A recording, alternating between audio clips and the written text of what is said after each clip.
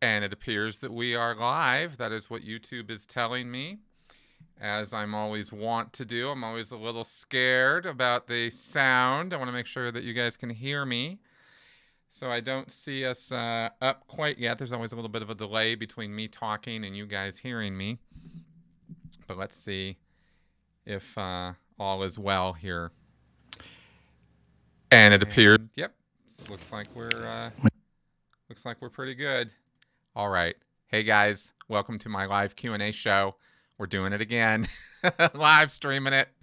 I'm even going to include a little bit of a commercial spot this week. Yeah, look out. About halfway through the show, we'll see about a little commercial spot because I totally forgot to do it during my live podcast yesterday that I did with Jeffrey Augustine. And if you guys haven't seen that podcast, it was a lot of fun. We talked about Grant Cardone and his current troubles. So if you're at all interested or curious about that, then you might want to check that podcast out from yesterday. It's also on my channel. Okay, hey, got a couple super chats already. You guys are awesome. Thank you very much, Couch and New 3.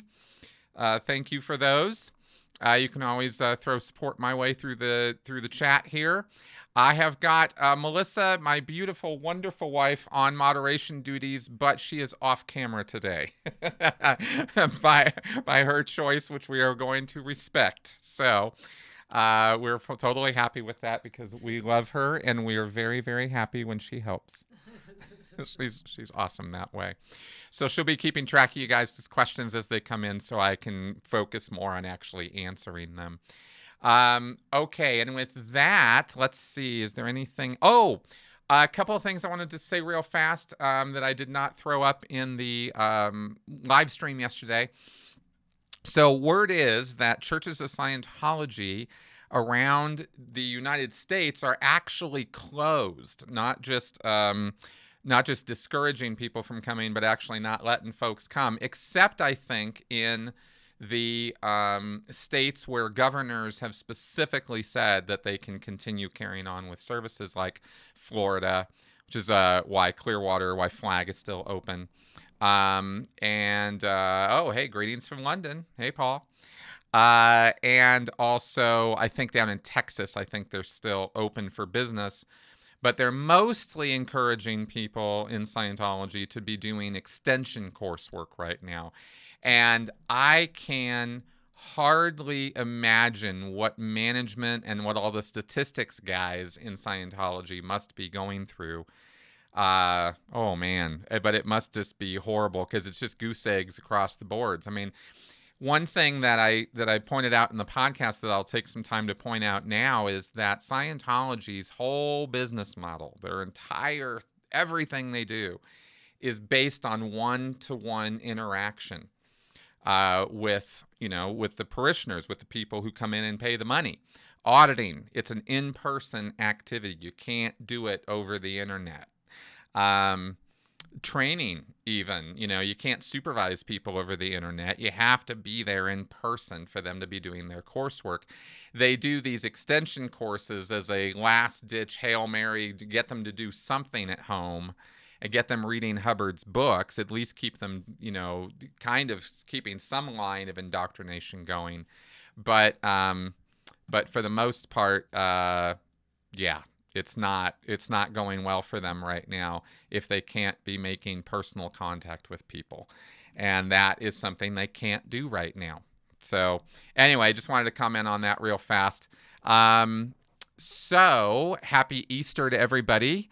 By the way, this is Easter. I guess I should say Happy Easter. I mean, I know it's Easter's. I've never really totally, had my wits around Easter. As a kid, it was always just jelly beans and Easter eggs. And as an adult, it didn't mean anything to me at all. I didn't understand Passover, Good Friday, Easter Sunday. None of it really registered at all to me. So I still feel a little awkward around Easter.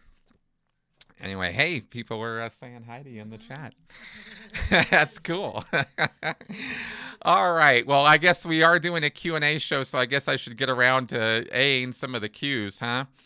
So the first one we had was actually from Preacher 1138. He kicked this in last night with a generous super chat too. So I'll do his first, and then we'll go from there. He says, when the Church of Scientology used to have people like Heber Jensch appear on TV to debate former members, how did they avoid being disciplined for being near such SPs? And why does the church have no spokespeople now? Well, see, this is actually a great question because, and for those of you who don't know, Heber Jensch is a man who used to be the president of the Church of Scientology International, and he was their media spokesperson, and he was loud and proud. He was out there on 60 Minutes, news shows, radio shows, all through the I think in the 70s, certainly in the 80s, he picked up that job and started running with it. And I think into the 90s, he was making appearances. Of course, Miscavige, did the Nightline thing. I think that was in 91, where he started putting himself in the spotlight. But Heber Jensch was the guy who was really out there as the media spokesperson. And he was into confronting and shattering suppression. Like, he was, bring it, I'll take it on. He was not at all afraid of dealing with church critics or people who had something to say about Scientology. And he was very confrontational. But I remember very clearly hearing one show, I think this was a recording, actually, after I got out of Scientology, where he was being confronted by somebody who was chanting OT material on the air on a radio show, and Heber was just fit to be tied, man. He was not dealing well with it. He stood up and walked over to the person, and he was, I think, from what they were saying and the way they were describing it while they were talking on the radio, it was almost fisticuffs. I mean, he was like threatening. He was like, standing over them, like, you will not do this, But, all you do is come across as somebody who is the antithesis of a free speech advocate. And if the Church of Scientology is going to throw themselves out there and position themselves as human rights advocates, which they very definitely do with the whole Youth for Human Rights campaign and everything, then it's a little weird that they're sitting there, going on about how you shall not say those words, and it just comes across as ridiculous. And that kind of confrontational PR strategy kind of melted in the 90s for whatever reason, whatever series of decisions led to that. Heber's, coming out and getting in people's faces really turned against them in the 90s and 2000s, I think, and especially by the time that the big exposure came with Anonymous. So that's, and then as far as, I think you asked, Preacher, let's see if I can find that question. Oh, message retracted? Oh, okay. Well, don't have the wording of that question, but, as far as why no media spokesperson now, I don't think anybody really wants the job. And I don't know that Miscavige trusts anybody to do the job. So I guess he'd rather have nobody there than put somebody there who is, in his eyes, going to flub the dub. And pretty sure that after Tommy Davis came off that job in, I think it was 2011, they've only had one place where they've had very much of a call for a media person, and they had Monique Yingling go out and do it, one of their lawyers, So clearly Miscavige is not prepping or down with too many other people stepping up and being media spokespeople. And I couldn't really say exactly why, except I do know for sure that it's a job that that nobody wants. That I'm positive of. So there you go. I just realized that for posterity purposes, I will throw the chat up on the screen here so we get that in for future videos. Okay, so now let's see. What's our next question? I think we've got a lot of them, so let me see if I can catch up. Kevin Slider, what books, articles, movies, or documentaries have you read or seen recently, or your favorite comedian? Okay, books or documentaries I've watched recently. One Child Nation on Netflix was terrifying and horrifying. That was about China's one-child policy. Oh my God.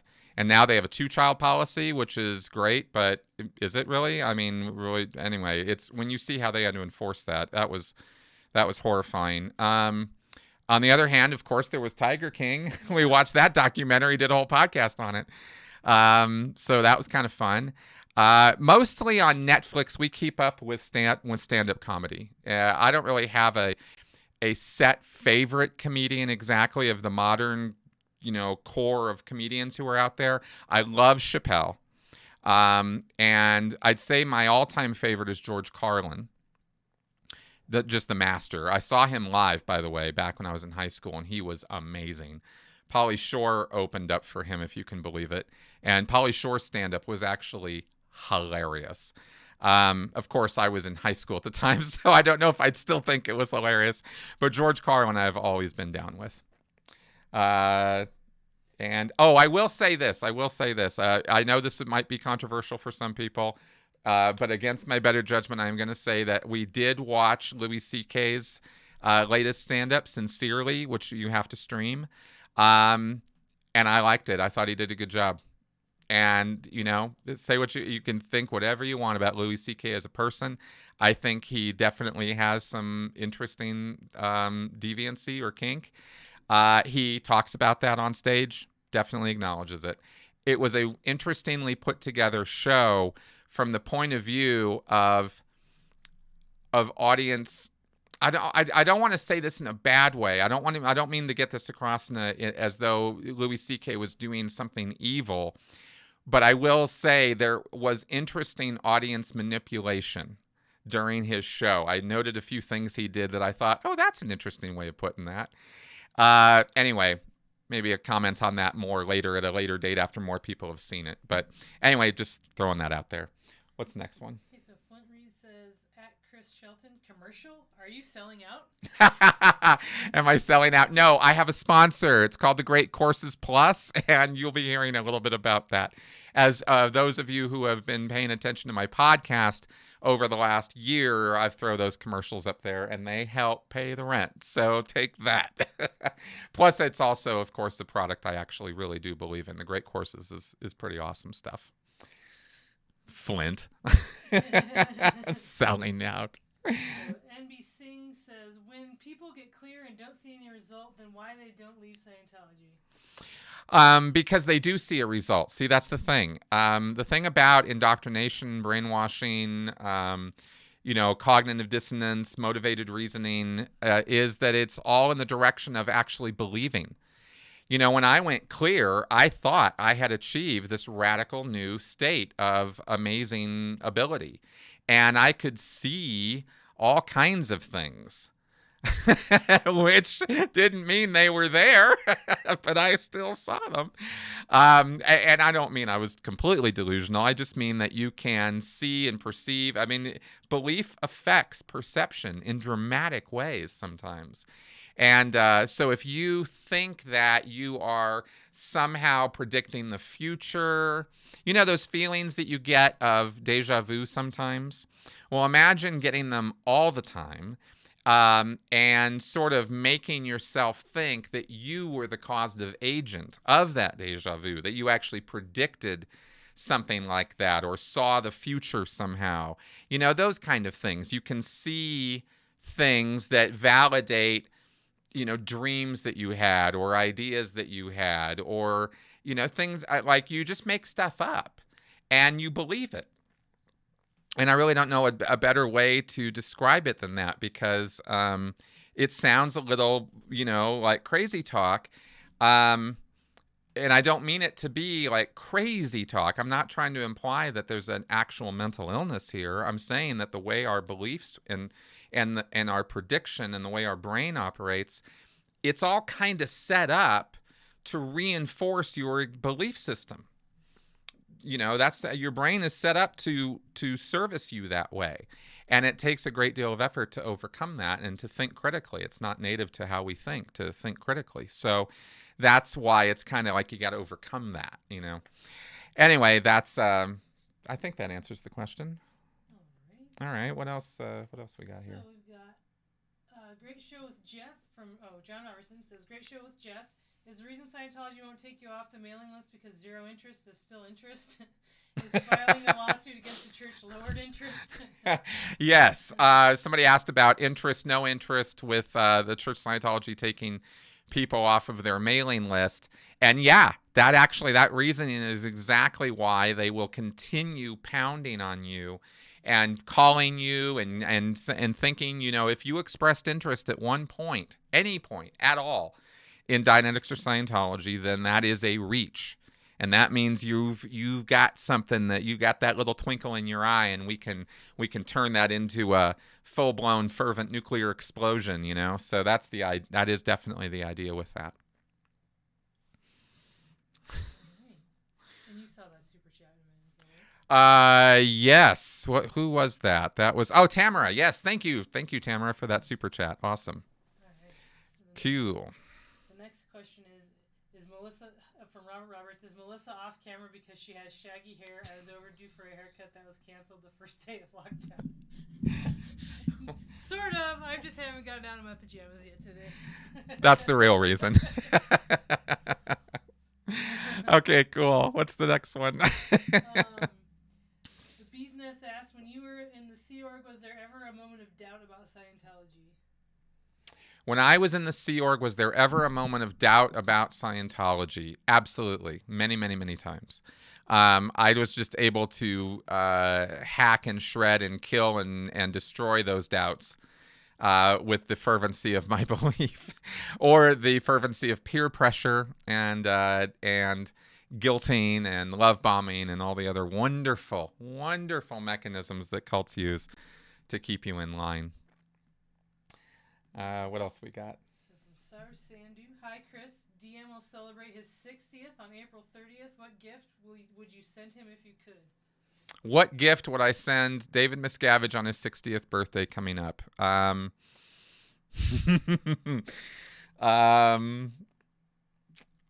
I don't want to be mean-spirited here. Maybe I should send him a copy of my book. Okay, yeah, that'll be my answer. All right, what's the next question? Okay. Also from Sarb Sandhu, will May 9th, 70th anniversary of Dianetics go ahead? Oh, good question. May 9th coming up. April, May, no. I doubt they're going to be doing any big events for May 9th. That's too soon. Maiden Voyage is going to be problematic for them, but at least they'll all be on a boat. We'll kind of see how many OT8s actually want to step up and go out to the ship come June and July. As far as May 9th goes, yeah, no, Scientology's, I think, keeping with the trend here of staying safe, and thank God they finally got around to that, even though they're still sending their volunteer ministers around with decon and spraying down surfaces and thinking sure, it's helpful, but really, I think social distancing is more helpful. Yeah, what else we got? Sean McMullen, have you any thoughts on the Shambhala Buddhist scandal? Their worldwide headquarters are in Colorado, apparently. Oh, I'm not familiar with that crisis scandal right now. Not at all. Sorry. It's hard to keep up on all these groups, I keep a little bit of a finger on the pulse of some of them, but there's just thousands of these things out there. Anyway, that's my lame excuse for not knowing anything about that. So what else we got? Phil Acoustic Chaos. I liked your videos deconstructing Scientology. I wonder, when you're reading the long quotes from the book and looking at the camera, are you using a teleprompter or did you memorize those long quotes? Oh, yeah, no. Almost all those videos, in fact, all those videos, I'll say, are teleprompted. My Q&As are not. My Q&A answers are pretty much off the top of my head, unless I let you know that I'm answering from some notes. But all my other videos, the podcasts are also pretty just off the cuff, me talking. But most of my videos, especially for the first many years that I was putting them out, were teleprompted using my Kindle. This is my teleprompter here, and I hang it like that. That's how that works. So there you go. What's next? All right. So Holly M says, "Have you seen Sebastian Mancuso spelling? Mancuso, yes, I have. We did see Sebastian Mancuso. He's a little rough around the edges, but I liked some of his stuff. Yeah.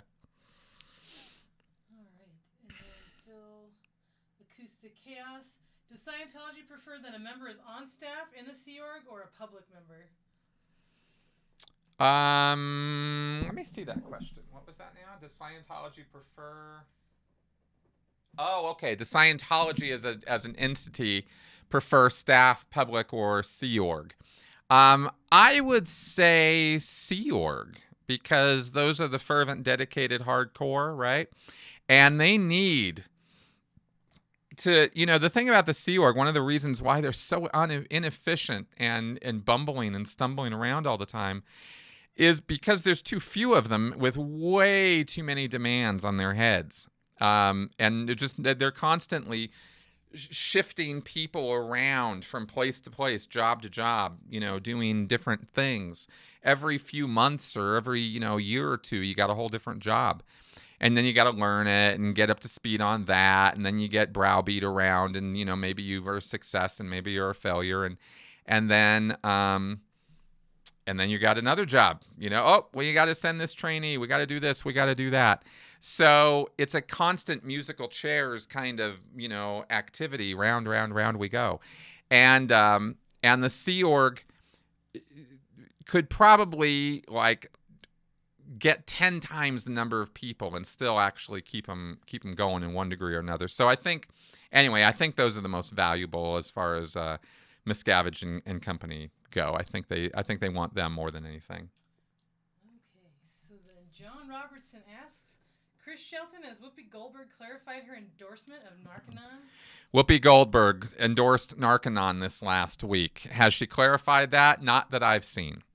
I even tweeted at her. I mean, not that she's paying any attention to me, but, I think a lot of people did. And it really surprises me that she has not stepped up and said something publicly about that. I don't watch The View, but I think that's the sort of thing I would have heard about if she had clarified that. So basically, fuck Whoopi Goldberg. I'm fit to be tied, that she would endorse Narconon. This is an activity. I just did a whole podcast a week ago with somebody about this. Narconon's deadly. It's not just another, stupid drug rehab program amongst an ocean of stupid drug rehab programs. It is, it's bad. It's really, really destructive to people's health and well-being, and it does nothing for their drug problem, really. So anyway, yeah, Whoopi Goldberg is not high on my, happy people list right now. Yeah. So Minty Crackers asks, with most cults declaring Armageddon, what does Scientology and end times look like? Okay, Scientology end times. Scientology doesn't really want end times. They're not a doomsday cult. They want a future that's bright and happy and cheerful.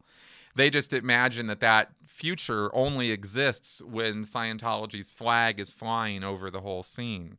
They're pretty authoritarian that way.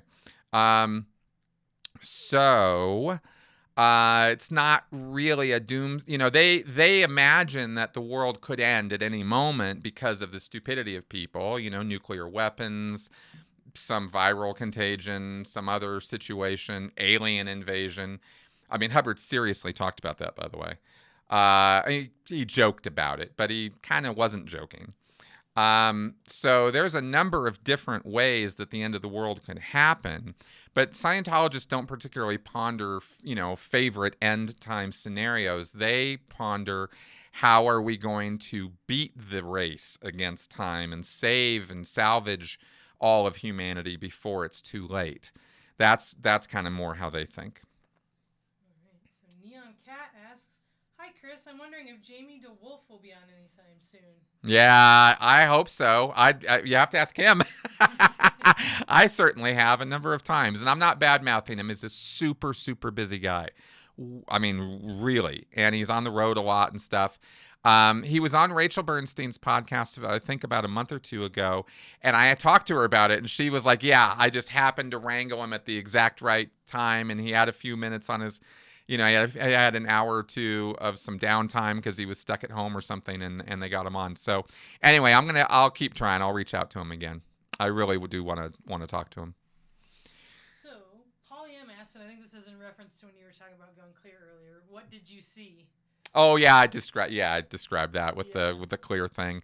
You see what you want to see, and that's really what I meant to say there is when you want to believe you have superpowers, you'll see them. I mean, when you really have an interest in that, when you really think that you are making spiritual headway, then you feel more blissful. You know, when you are told that by reading this material or learning this stuff, you are smarter than the rest of the people around you in the world, then you start seeing yourself that way. And then every single time somebody does something dumb, see, I'm smarter. And every time you do something dumb, it was some circumstantial problem, right? It's fundamental attribution error all over the place, you know. So that's how you. It sounds stupid and simple because it is, but that's how people delude themselves. All right. So Phil Acoustic Chaos once again asked, does David Miscavige ever go out incognito? Does David Miscavige ever go out incognito? I don't think so. And the reason I don't think so is because I think he's too scared to. He really is a pretty craven little man. You know, he's not a brave guy, and he's terrified of being assassinated, according to everybody I've talked to who knows anything about it, who's actually worked with him. So I trust them, and so I think he leads a very cloistered, sheltered life. You know, by necessity, as he sees it. So, yeah. All right. Preacher 1138. Did Scientology ever sue Werner Erhard over his EST seminars? FYI, I watched the movie Semi-Tough for a funny parody of EST. Okay, est, right. Okay, so est, or Erhard Seminar Training, est, right, which is the thing that ended up becoming the forum, and it was the forum, and then what was the other? Oh, landmark forum. Yeah, that whole thing. I don't know if they sued him, but they did fair game him. They did go after Erhard, and they badmouthed him. I just don't know all the specifics of how they went about that. Yeah, that's what I can say about that. Okay. So then Phil Acoustic Chaos asks, outside of Narconon, has anyone ever died doing the purification? Yeah, has anybody ever died doing the purification program outside of Narconon? Yes. I've talked a couple times about a man I knew who, I didn't know him, but I knew of him. He was in Sacramento, California in the late 90s, and he died of a heart attack at home while he was, in the progress of having done doing the purification program. He'd been doing 5 hours of sauna work, and he went home and had a heart attack. And I was not allowed to investigate that, look into that. I had to destroy all records of it, and it was just completely shut down. And that was a real eye-opening experience for me to watch all that go down. But not enough of an eye-opening experience for me to open my eyes all the way and wake up. But it was definitely one of those, oh my God, kind of moments. Like, wow, this is actually happening. And there was nothing I could do about it at all. Very senior people to me were ordering me around on that. And it didn't even occur to me to go outside the church on that. Didn't even enter my headspace, So it's not like I can sit here and have a lot of excuses about it. It's just that's what happened. Have I seen others? I can't say directly that I have, but I have heard indirectly that there have been a number of medical issues caused by the purification rundown. And besides the Narconon deaths,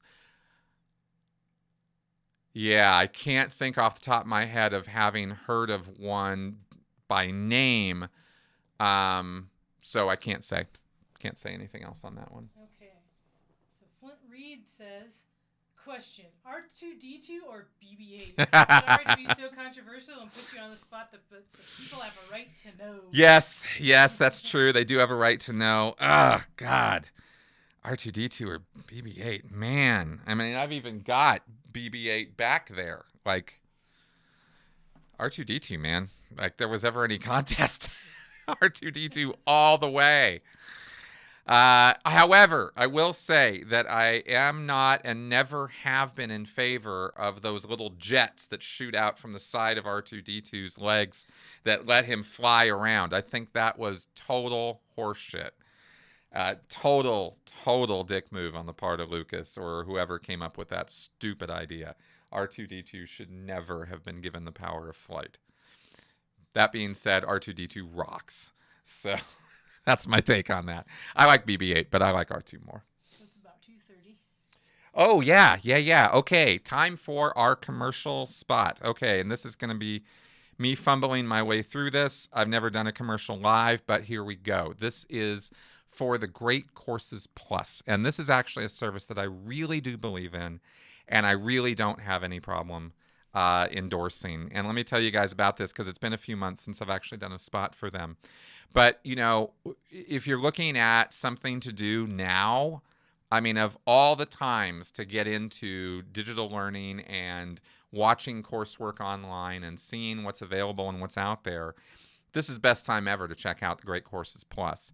I mean, these guys, these are not just YouTube videos. These are professionals talking on the subject of their profession and doing a whole class on it. It's not just one or two little videos. It's actual, like, full-on, I guess I should say coursework. I shouldn't say classes, but because it's not the same thing as, like, going to a college class. But it is still an amazing way to stay informed and engaged. And as far as some of the fact-based courses that they've got up there right now, an introduction to infectious diseases, money and banking, what everyone should know. Now that's a good one. And fighting misinformation, digital media literacy. I mean, you know, are these subjects we should be availing ourselves of right now? Yeah, I think it is. I think they are. And of course, you've also, when you've got the service, you can also let your kids avail themselves of it too. So you've got learning for everybody. Now, there is a special offer I get to give everybody right now. It is the perfect time to get started. So my listeners get a free trial. It's only $10 a month when you sign up for a quarterly plan. Okay? And you get full access to the whole library. $10. Pretty good deal. So what you got to do, if you're going to take me up on this, is go to thegreatcoursesplus.com/critical. Got to include that in there so I get credit for you guys going over there. So there you go. Check it out. Sign up. Enjoy yourselves. And that is my commercial spot. And we are now back to our regularly scheduled programming. All right. Penny Sinkoff asks, do you see similarities between Scientology leadership and our American leadership? Can you explain? Oh, boy. Okay, so comparisons between Trump, our current leadership, and Scientology's leadership. Yes, there are many parallels. My problems with Donald Trump from day one and his administration have not been political in nature. They have been character in nature. Donald Trump is a malignant narcissist. I think he checks all the boxes. I'm not a psychiatrist. I don't get to give him an official diagnosis of that, but that's what I see. And I am more than a little familiar with the characteristics of this. This is all I've been doing for the last 6-7 years. I see a lot of similarities in leadership, quote unquote, so-called leadership style. You know, it's my way or the highway. I'm the best thing that's ever been around. You're so lucky to have me leading you here. You know, this is the kind of spirit and attitude of Miscavige and of Trump. And if it was just one guy, it wouldn't really be, you know, a huge problem. But when I talk about our government situation, I'm talking about a narcissist leading a government where he gets to appoint judges. He gets to appoint Supreme Court judges. And the whole administration has been a bit of a Keystone Cop situation. Now, again, I'm not talking about this from political, you know, like I'd kind of be saying this left or right. I'm very much not the person I was, you know, 3 or 4 years ago when I was like really a lot more, you know, heavy left. I've gotten a lot more like knowledge about how this stuff works, and I don't really think that I'm making, you know, heavily partisan statements in my criticism of our current administration. So, as far as personality characteristics go, they're almost same. And in a crisis situation like we see now, in any situation, as we've seen over the last many years, emphasis is always on number one, right? Who's the man? Who's leading the charge? Who's giving you the best you've ever asked for and have always wanted? It's been me, and it always is that way. He can't help himself. And that's a shame. That's very, very sad. And I wish it wasn't that way, because we're seeing some of the effects of that on a nation. Scientology is easy to look at and laugh at and point at because it's so small. And David Miscavige is literally this tiny little Napoleon guy. And you're just like, this is ridiculous. How could this be any more ridiculous? But when you take that situation and you blow it up large to a nation, like South Korea specifically is a direct example of this, and Trump over the United States is a lesser degree of this, then you see what we have going on right now. And it could be, it's not that it's the worst of all possible worlds, it's that it could be so much better than it is right now. And we're losing all that potential because we've got this narcissist in charge. So there we go. All right. So Tower Vault asks, could the scribbled Xenu story be a thinly disguised near-fatal drug trip? Not space opera? LRH says he's almost died getting the knowledge. Maybe a follow-up to his nitrous oxide experience? Yeah. Could the Xenu handwritten story be drug-induced? Absolutely. And there are many people who have asserted that it is. I am equivocal on that because there is eyewitness testimony from people who were around L. Ron Hubbard every day, all day, that he was not a heavy drug user or did drugs of any kind. Light drinker, but then we have years of other people saying that he was, that he did do drugs, was heavy on alcohol, abused drugs, abused medications. So it's kind of like, okay, well, maybe there were different truths at different times.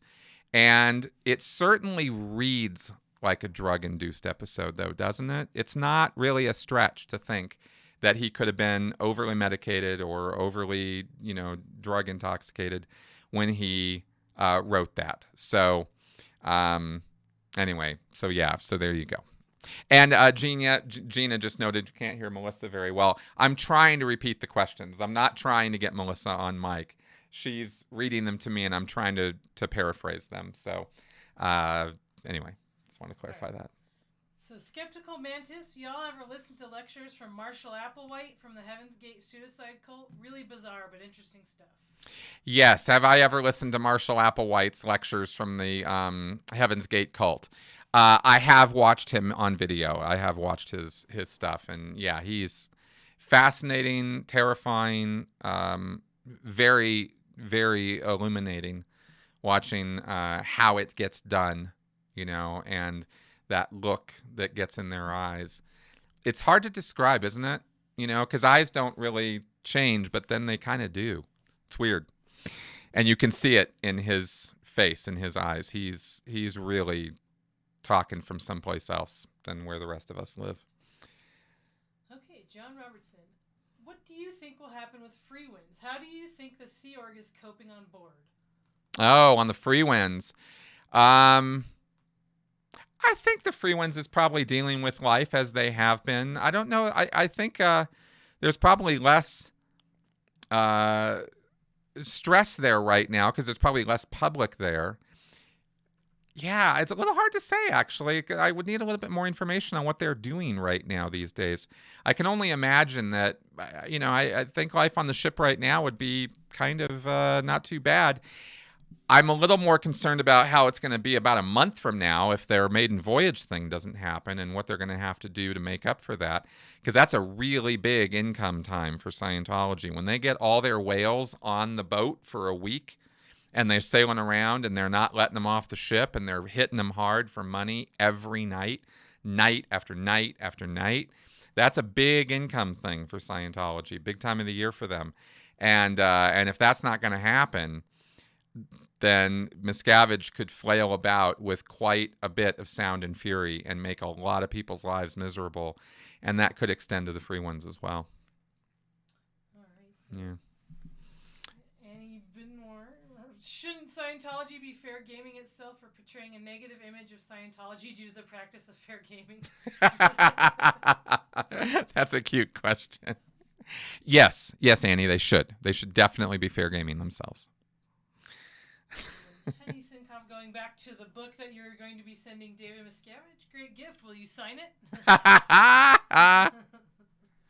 Yeah, I should. I should send him a book. That would be funny. Autograph copy. Neon Cat asks, what was the Scientology project you were working on with Jamie Lee Wolf that didn't go through? Oh, okay. What was the Scientology project I was working on with Jamie DeWolf that didn't go through? It was a TV series. It was going to be a series of episodes about Scientology, about survivors of Scientology, about trying to reconnect people. And I don't know. I'm still a little bit hesitant. I don't know if I can talk about it yet. Yeah, maybe that's something that Jamie and I should talk about when we do the podcast, actually, because I signed some documents and I'm a little hesitant to talk about it till I get full clarification that I'm free and clear to do that. I think that would be prudent, but it was a series and it was going to be amazing. It was going to be great. I think Leah's show was better. I'm glad that got out there. But I have always been bummed that one we did not go. What was the worst meal you ever had on the RPF? Okay, Lena. Hey, worst meal I ever had on the RPF. It's a toss-up between the rice and beans and the runny eggs for breakfast because they were cold. And cold runny eggs suck. It's weird how you can put salt on them and get the appearancy of a little bit of heat or a little bit more flavor or something.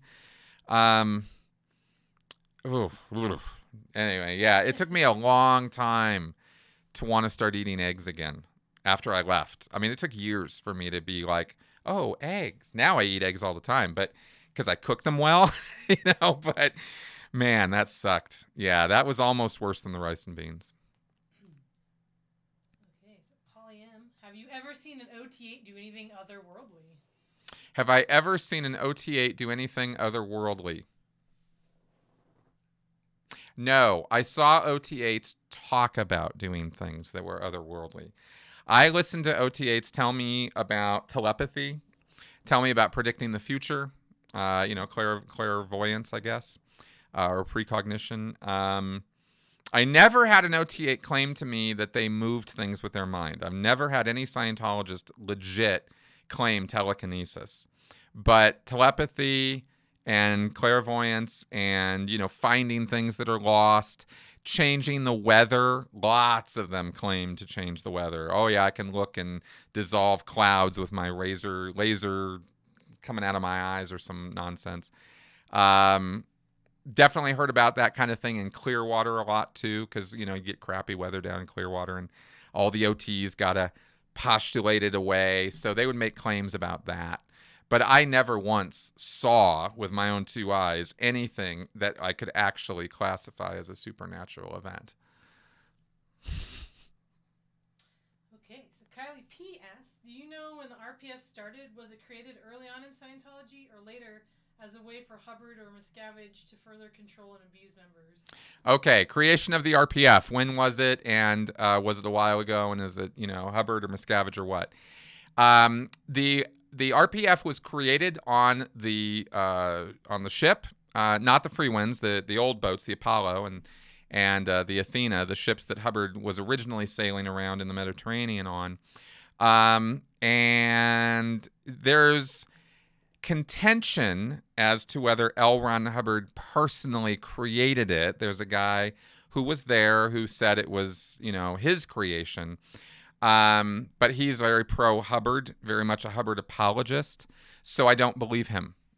And that's, that I believe L. Ron Hubbard absolutely created it. He certainly created the conditions under which such a thing could be created and under which it could, somebody could come up with that idea and run with it. there were practices, there were things that Mary Sue had apparently ordered to be done that contributed to the evolution of this thing that eventually became the RPF. Like, for example, it was first called the Mud Box Brigade. And then it evolved into this rehabilitation program. Oh, hey, thanks, Molly, for that super chat. Happy Easter. So that's kind of, so it was a process. It didn't just appear one day and be this horrible, awful thing. Actually, originally, it was a much shorter program on the ship, and people actually wanted to go to it. They could go and kind of chill for a little while and get their head straight and come back, according to people who actually did it back then. I still think it's bullshit, but that was what they said. So, okay. And then it evolved into horribleness. Then it went off the ship onto land. And, so there's a whole evolution to this thing. But it was, I believe it was Hubbard's brainchild. I have no reason to believe otherwise, and every reason to believe that. And, of course, all the flag orders and all of the directives and guidelines about the RPF are detailed in issues with L. Ron Hubbard's name on them. So, yeah, it's his baby. All right. Boy, I got a lot of questions. I'll try to speed up here. Got a lot of them. What, in your opinion, would bring Church of Scientology to its knees? What would bring the Church of Scientology to its knees? Taking away its tax exemption, or David Miscavige getting caught on video beating the crap out of somebody. Either one of those two things would destroy Scientology overnight. Sarb Sandu would like to know when LRH will be resurrected. When is LRH going to get resurrected? Well, according to some people, he already has, but I don't believe it. Yeah, I don't think LRH is coming back. All right, so then GMath asks, when you join the Sea Org, do people know what to expect, or are they really blinded? Okay, when I joined the Sea Org, do people know what to expect, or are they really blinded? No, there is no such thing as informed consent in any level of Scientology. You are not told or given really any real idea of what's going to happen to you over the next, the course of the next steps. And nowhere is that more true than in the Sea Org. I joined the Sea Org knowing that the RPF was a thing, that the schedule was going to be rough, that it was that discipline was more tight there. But I had no idea how badly everybody treated one another in the Sea Org, or the culture of the Sea Org being institutionalized abuse. I did not understand that. I was under the impression when I joined the Sea Org that I was stepping up to a more sane and rational organization that was doing everything it could to forward the message and aims and goals of Scientology. And I knew it was going to be tough, but I didn't know that, there's a good tough and there's a bad tough. And I didn't know about the bad tough. I had no idea how bad things could get. I was extremely naive. And I was suffering under the gross delusion that David Miscavige and upper levels of Scientology actually do Scientology. Because they don't, right? If you read the basics of Scientology, it talks about compassion. It talks about tolerance. It talks about human rights. It talks about free speech. It talks about open communication to resolve problems. These are basic principles of Scientology that are violated every single day in Scientology. So, I just wish it hadn't taken me as long to figure that out. Okay, so ex-Scientologist wants to know, have you heard of Scientology staff and the Sea Org as staying relatively healthy from the virus? I haven't actually heard one way or the other about how Scientologists are doing health-wise in relation to the virus as a subset of folks. I got no numbers on that, and I don't even have any good conjecture on it because there's no information coming out of the base. I said that the Big Blue and Flag, they're going to lock down and they're going to, be too tightly close together, and a lot of people are going to get sick. That's my prediction. It still is. I imagine that that COVID-19 is probably raging through both of the, all the Sea Org bases, but I can't be sure. Maybe they did learn their lessons. Maybe they did figure out how to enforce some social distancing on the base.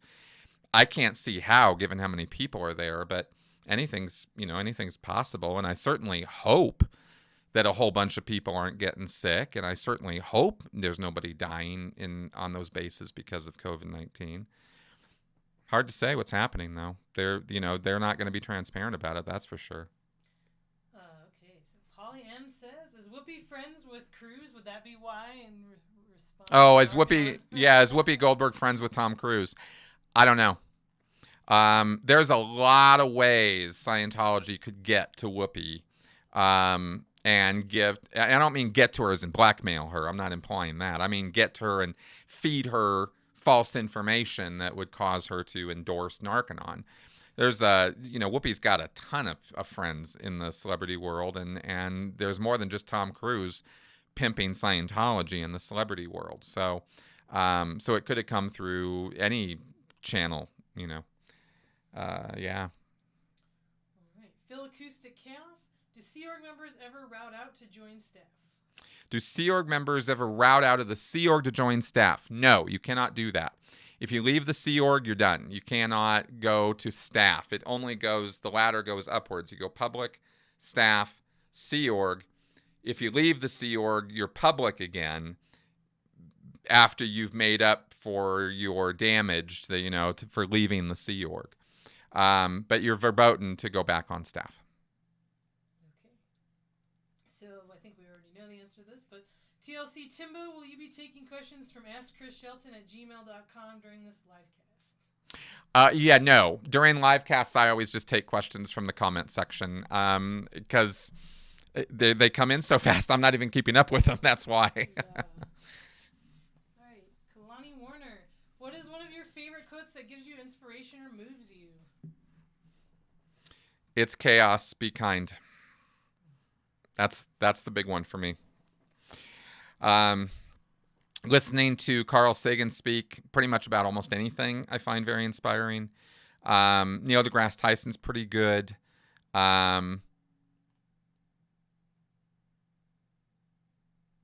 Yeah, I think those are the ones that, Arnold Schwarzenegger gave an incredibly moving and inspirational speech about never giving up and about always going forward.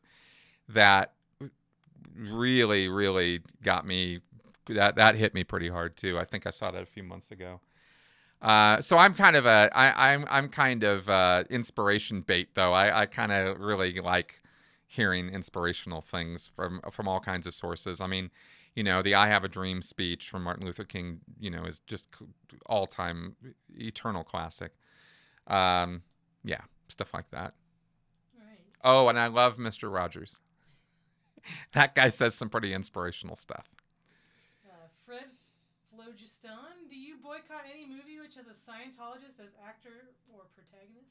Do I boycott movies that have a Scientologist as an actor or protagonist in them? No. We just saw The Invisible Man a few weeks ago. Not a bad movie, just kind of really bizarre that, Elizabeth Moss, of all people, is making a movie about gaslighting from, psychotic people. Anyway, no, I do not boycott them all. I just can't watch Tom Cruise. I can't stand that guy. Can't watch him at all. But I definitely, to this day, I enjoy Face Off with John Travolta because it's so over the top ridiculous. And what was the other one that he did? Yeah, there's a couple John Travolta movies that I still kind of go, oh yeah, that was good. And and if I see Michael Pena, I'm like, my disbelief is suspended for a minute. With Elizabeth Moss too. But I'm gonna have to buckle down on that because I gotta watch The Handmaid's Tale and do a whole video about that at some point. So yeah. Tamara King. Yep. Any chance Sea Org members are getting information that Church of Scientology doesn't want them seeing or hearing during the COVID-19 situation? Okay, are Sea Org members possibly getting outside data during this COVID-19 time? Yes, Sea Org members are getting outside data all the time, actually. They go to Wi-Fi at the Starbucks or at the supermarket. I saw this happen, right? I did it myself when I was a Sea Org member. And they'll go see stuff that they're not supposed to be seeing.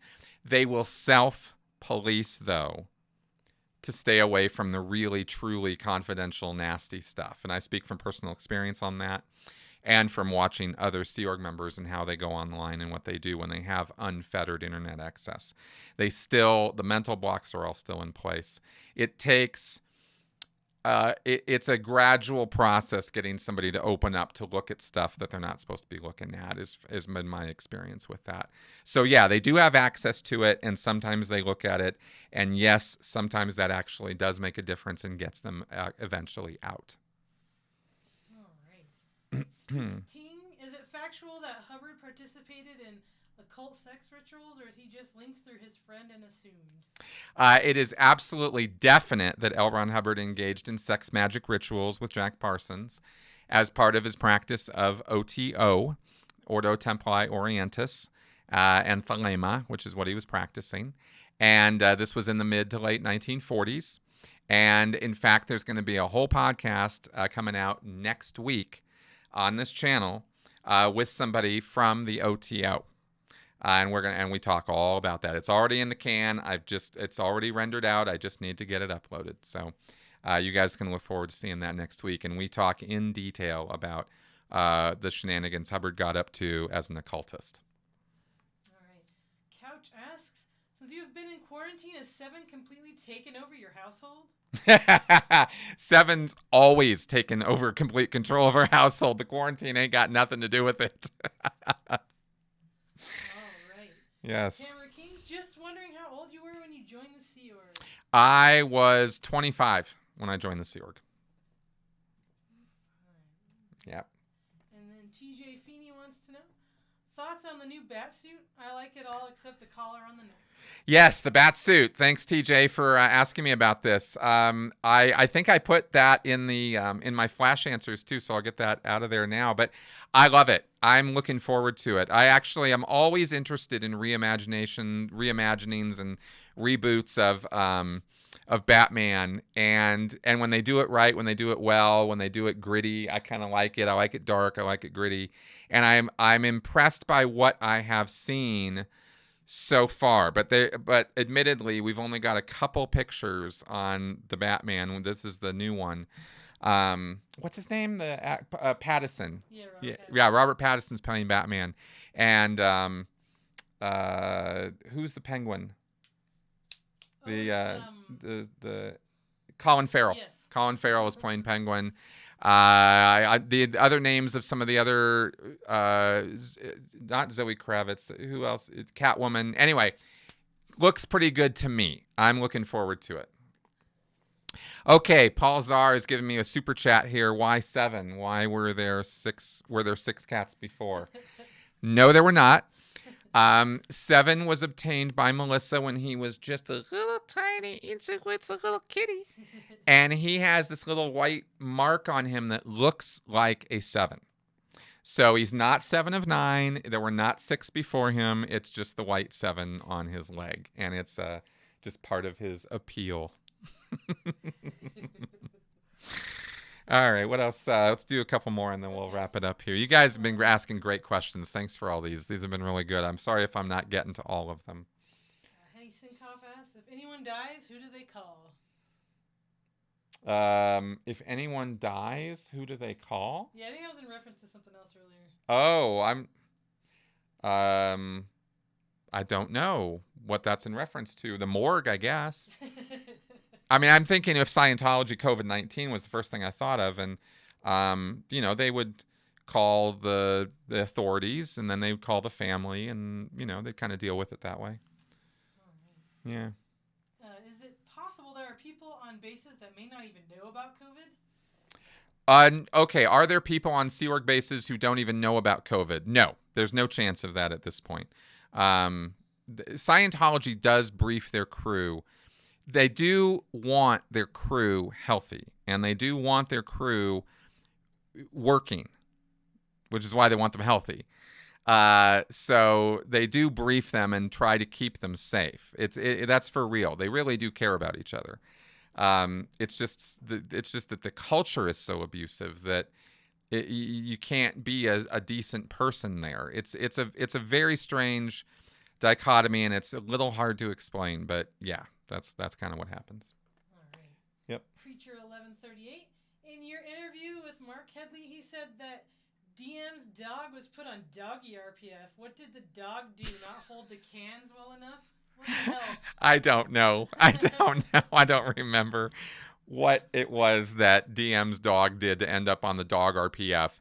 That's actually new to me. I don't really remember that from my talk with Mark. Maybe we were joking about it or something. I don't remember that part. All right, let's do one more. NC says, what do you think Scientology is trying to achieve in Clearwater? What's their ideal scenario there? Taking over. What does Scientology want to achieve in Clearwater? Control. They want a safe location that they control the entire environment so that they can just run, their operations without any interference from anybody else, and thereby go about clearing the planet. So that's what they're trying to do, and they don't take kindly to interference, what they call counterintention. The purpose of Scientology ethics, okay, get this. The purpose of Scientology ethics is to first remove counterintention from the environment, okay? So if people don't want you around, people don't want you there, that's the first target. You get rid of them. But the second target of ethics is to remove other intentionness from the environment. So after you've got rid of all the people who don't want you there, then you either get rid of or convert all the people who are really kind of neutral or don't have, who have something else going on besides what you have going on. And if you follow that logic through to its very easily seen end result, then the end goal is everybody's a Scientologist, period. And anything less than that would be unethical as far as Scientologists are concerned. That's, so that's their goal for Clearwater. That's their goal for the whole world. I know it's crazy, but that's what they want. Okay, so somebody confirms Zoe Kravitz is the one playing Catwoman. Excellent. And there was a question earlier that I saw at the very beginning that we did not get to, and so I'm going to remember that. I'm going to throw that one out there, and that is Tone 40. Somebody asked about Tone 40. Now, I have actually answered this in my series already extensively, but I'll say again that Tone 40 in Scientology is the top of the tone scale, the top of the emotional ladder that you can attain, and it's called Serenity of Beingness. Serenity of Beingness. You're simply in a place where you exist, you know everything, you can be aware of everything, and nothing really bugs you at all.